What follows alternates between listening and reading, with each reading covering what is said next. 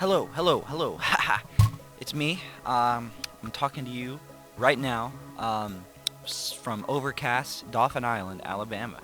And I want to talk to you about the final products that you will be doing based on this book, this little bitty book right here. Things fall apart.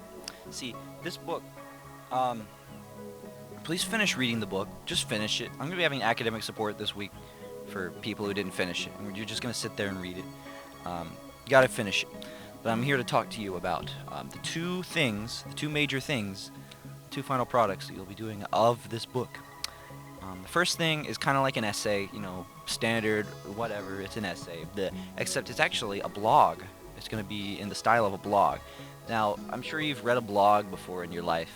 It's going to be, about 4 paragraphs.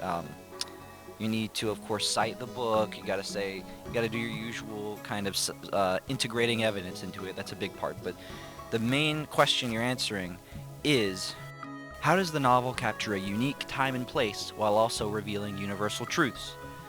Okay, so what does that question mean? Well, you know how the village in Okonkwo, the community of Umofia, is very different from communities we come from in America and other countries similar to America. They're polytheistic, unlike America, which is mostly monotheistic or atheistic. The men there have multiple wives, so they practice polygamy. It's a very patriarchal kind of society, and of course America is also patriarchal, but in a slightly different way.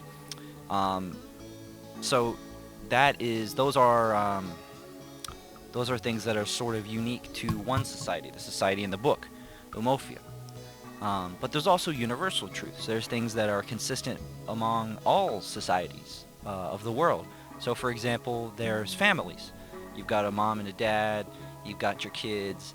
The kids who are born of the same parent are brothers and sisters. They interact with one another. They learn. Maybe they don't go to the same type of schooling system as us. But all kids, they all go through a period where they learn things. And that's just a part of growing up. So every community and every society has a universal truth and something that is consistent between it and other societies that we're more familiar with. And you're going to be breaking down how the novel portrays that while also portraying the uniqueness of Nigeria and Umofia. So that, and also, you just hold your booze. It's going to be timed. It's another timed writing assignment. Whatever. Okay, just deal with it. It's kind of a pain, but whatever. It's timed. It's not going to be that hard, though. In fact, I think it's going to be a good bit easier than your other writing assignments. It's going to be the same kind of thing where you can you do an outline and then you write it. You have like an hour to write it, and I don't think it'll be too bad. I think there's a lot of inspiration for this. You'll be inspired once you really get into it.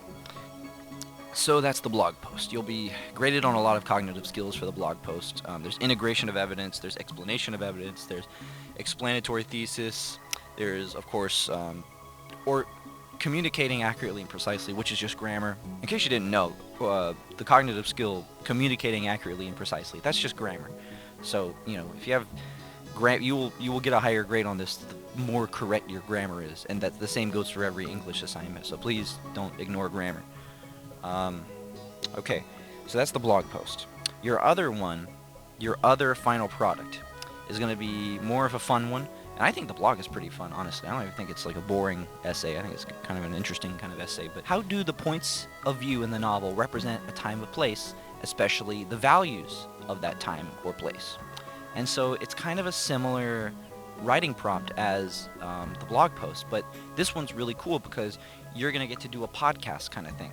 And so a lot of you who are in Mr. Carter's class, which is a good bit of you, have a little bit of experience doing that.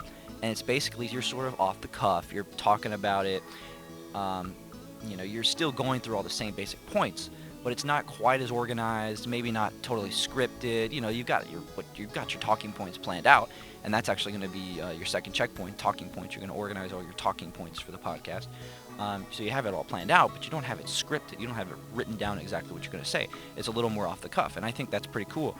And another thing that's cool about this is you're going to get to do this in partners. You don't have to do this all by yourself.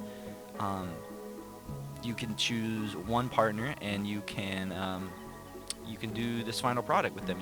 You'll get the same grade, and you'll do the same topic. You'll just do it together. Just do the assignment together. So I think that'll be easier on you and on me, of course, not having to grade as many. But mostly I'm thinking about you, so don't you worry. I want to make this fun for you guys, of course. It's always the goal. Well, it's not always the goal. Sometimes the goal is to get you to learn things. Not always, though. So, those are your two final products for English. And in Modern World History, is going to be another essay. I'll talk to you more about that later, but don't worry about that as much for now. I really want to get us done with this English assignment. I'm not really concerned about Modern World. We'll be fine with that. We'll get that done. But English, everyone's got to get it done. We got to get this done, baby. We got to get it done.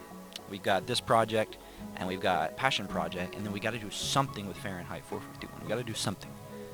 I'm not sure what exactly we're going to do yet, but we're going to do something with that book. Don't you worry. Don't you worry. I saw you worrying. Stop it. Stop doing that. Got to finish the book. Got to finish 1984. 1984. You got to finish Things Fall Apart. My brain is a month behind. Sorry. You have to finish Things Fall Apart. It's a good book. Okay, I think a lot of you probably put off reading it because you thought it was just old, boring, basic, dry book from Africa about a bunch of guys in a village. No, it's a cool book. There's a lot of death in it. It's kind of like Game of Thrones. Characters die who you wouldn't think would die, and that's pretty cool. Families are torn apart. It's great. I love it. Makes me smile. The last thing is you have to finish checkpoint 1, the book journal, before you can finish anything else. Before I will make anything else green, you got to finish the first one. Got to do the book journal. Reminder: book journal. You're taking a passage from the book. You're explaining the passage. You're making a claim about the characters or about the book in general, based on the passages. So there's a passage about Okonkwo interacting with his daughter. You make the claim, Okonkwo cares deeply for his daughter. Then you explain why that passage made you think that about Okonkwo. So you got to do that. You got to do at least 8 of those, and there's a sort of a theme for each of them. There's point of view, there's universal truths, there's characterization. So you make a claim about characterization, you make a claim about the book's point of view, you make a claim about, what was the other one I said? Universal truths. So it's pretty easy to tell which is which. It'll tell you on the resource. And of course the template is in the resources. You copy and paste that into your checkpoint document. So yeah, gotta get that done. If you haven't done even a single book journal entry, get that done. Gotta read the book. Yeah, it's just we're doing it. We're getting it done. We're gonna get this done. We're gonna get good grades. You're all gonna graduate to the next grade. I'm not saying that for sure. Don't take my words as binding, but I'm just trying to be real cool and confident right now as we head out into the summer. What are y'all gonna do this summer? I'm gonna do something creative. I'm gonna do something cool. I'm gonna be cool. Probably might even wear some sunglasses. That'd be so cool if I did that. Anyway, I'll see you guys later.